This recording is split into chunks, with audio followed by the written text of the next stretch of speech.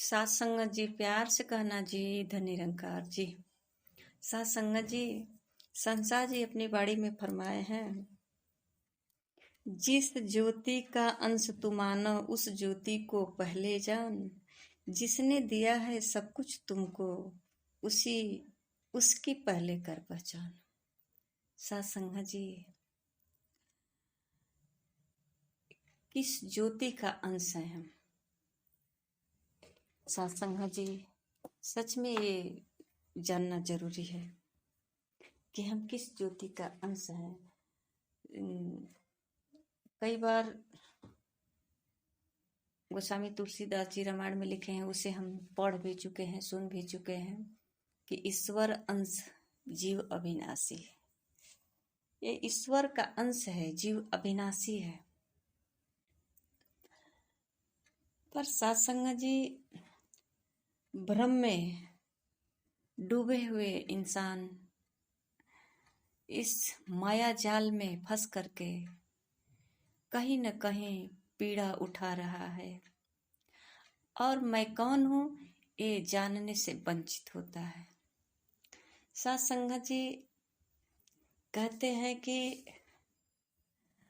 बिना जाने बगैर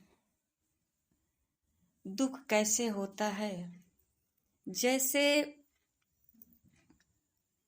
बंदरिया के बच्चे जो होता है वो अपनी माँ को पकड़ता है। अगर सत्संग जी थोड़ा भी हाथ नाजुक पड़ जाए तो वो छूट सकता है, गिर सकता है, गिर भी जाता है कई बार। तो उसकी माँ नहीं पकड़ती है, बच्चे पकड़ता है। और सत्संग जी उदाहरण बिल्ली का आता है कि बिल्ली अपने बच्चे को अपने स्वयं मुख से पकड़ती है। और सत्संग जी देखिए, मुख से पकड़ती है, दांत भी नहीं चुभता है और दांत से ही पकड़ करके वो चारों तरफ घुमाती है, कहीं गिरने भी नहीं देती है, बचाए रखती है। पकड़ती तो दांत से ही है पर चोट नहीं पहुंचाती है अपने बच्चे को। सत्संग जी संतों ने इसीलिए जो है अपने जो है जो भी भक्तजन है, जो भी या शिष्य कहिए, सेवक कहिए, दास कहिए, जो भी हैं सतगुरु के चरण में आते हैं तो सत्संग जी ये निरंकारी मिशन में तो कोई गुरु और चेला बनाया नहीं जाता है। पर सत्संग जी फिर भी अगर हम अपने आप को एक गुरसिक समझे या दासों का दास समझे तो सत्संग जी यहाँ ये उदाहरण देकर समझाया जाता है कि जो सतगुरु के चरण में आ जाता है तो सतगुरु बिल्ली के तरह संभालता है। डर तो लग रहा है जैसे कि ये बिल्ली दांतों से अपने बच्चों को पकड़ी है, कहीं चुभ ना जाए, कभी चुभ ना जाए, पर चुभता नहीं है और छोड़ती भी नहीं है। सत्संग जी उसी प्रकार माया जो है हावी होती है, माया साथ साथ रहती है, गुरसिक के साथ साथ रहती है माया। सारा काम माया से ही तो होता है, ये संसार माया से ही तो चल रहा है। अगर सत्संग जी माया नहीं रहेगा तो हम सत्संग करने कैसे जाएंगे? माया नहीं रहेगा तो धर्म कहते हैं, धर्म कैसे करेंगे, सेवा कैसे करेंगे? किसी को कुछ खिलाना है तो कैसे खिलाएंगे? तो सत्संग जी ये तन मन धन जो है माया है और ये नहीं रहेगा तो फिर इससे सेवा कैसे होगी? तो सत्संग जी इसके बीच रह करके, माया के बीच रह करके भी नुकसान नहीं होता है और हमारा सेवा सुमिरन सत्संग भी हो जाता है। सत्संग जी जब हम ज्ञान कक्ष में बैठते हैं, सतगुरु जैसे ही ज्ञान खोलते हैं तो इससे पहले सत्संग जी हमें 5 प्रण का स्वीकृति ये कराते हैं कि ये 5 प्रण जो है स्वीकार कर लो, जिसमें प्रथम प्रण है कि तन मन धन परमात्मा का है, स्वीकार करो। और ये संसार में ये परमात्मा का ही समझ करके इसका प्रयोग करना। इसलिए सत्संग जी स्वीकार कराते हैं कि कहीं ये तन मन धन तीनों तुम्हारे भक्ति में बाधा ना आए, और आ भी सकता है। सत्संग जी इसी तीन तन मन धन के लिए आज संसार में मानव भटक रहा है। मेरा तन, मेरा धन, मेरा मन, और इसी को सतगुरु जो है ज्ञान कक्ष में करार कराया कि ये परमात्मा का सब देन है, इसे परमात्मा का ही समझना। जब तक संसार में हो तब तक तुम्हारे पास रहेगा, फिर तुम्हारे पास नहीं रहेगा। तो सत्संग जी आखिर मैं कौन हूँ कि यहीं पे संसार में मिला है और फिर यहीं संसार में छोड़ देंगे, फिर हम कहाँ जाएंगे? यही जानने के लिए संत महात्मा हमें प्रयास कर रहे हैं कि आओ जान लो। तो सत्संग जी हम सेवा सुमिरन सत्संग करने के बाद भी दुखी रहते हैं, तो इसका क्या कारण हो सकता है कि सत्संग जी अभी तक हमने जो स्वीकार किया कि ये तन मन धन परमात्मा का है, उसे भूल गए, इसे फिर अपना मान बैठे, ये सब मेरा है। तो सत्संग जी जब हम इसे अपना मान लिए तो फिर हमारे पास ज्ञान कहाँ रहा, जिससे हम करार कराए हैं कि स्वीकार करने के बाद ही ज्ञान मिलेगा। तो सत्संग जी बिना दिए फिर लेंगे कैसे? ये हमारे पास रहेगा कैसे? तो सत्संग जी हम जो है अगर सतगुरु के चरण में आकर तन मन धन परमात्मा का स्वीकार कर लेते हैं और परमात्मा का समझ करके कोई भी कार्य करते हैं, तो सत्संग जी कोई कठिनाई संसार में नहीं आती है। और सत्संग जी बिल्ली के तरह, बिल्ली के बच्चे के तरह ये परमात्मा हमको पकड़ कर रखता है, माया से बचाता है। माया साथ रहती है, माया हावी नहीं होती है, कष्ट नहीं देती है, बल्कि सुखदाई बन जाती है। सत्संग जी अगर हम इस माया को अपना समझ लेते हैं, इसकी पूजा करने लग जाते हैं, तो सत्संग जी फिर कठिनाई होने लगती है। इसी को हम परमात्मा समझ लेते हैं। और सत्संग जी जो कुछ भी इस संसार में दिख रहा है ये सब माया है, और ये सब हमारे साधन है, ये सब साधन है सत्संग जी। और जो साधन समझ करके इसे प्रयोग किया उसे किसी प्रकार की कठिनाई नहीं हुई। आइए सत्संग जी हम सतगुरु के चरणों में आए, और अगर आ भी गए हैं तो एक बार विश्वास करें, और सतगुरु जो हमसे करार कराया है कि ये तन मन धन परमात्मा का है, 4 प्रण से पहला मेरा प्रण जो तन मन धन निरंकार है, इस पर हम विचार करें कि सब परमात्मा का है, तो फिर इससे हमको कठिनाई कहाँ हो रही है? कहीं पद प्रतिष्ठा के लिए, तो कहीं मान सम्मान के लिए, तो कहीं तेरे मेरे के लिए, तो कहीं सत्संग जी हमें कुछ कमी महसूस होती है संसार के भौतिक सुखों में। सत्संग जी जो हमें मालिक ने दिया है, जितना दिया है उसमें ही हम अपना गुजर और शुक्र करें, और सत्संग जी इसे प्रसाद समझकर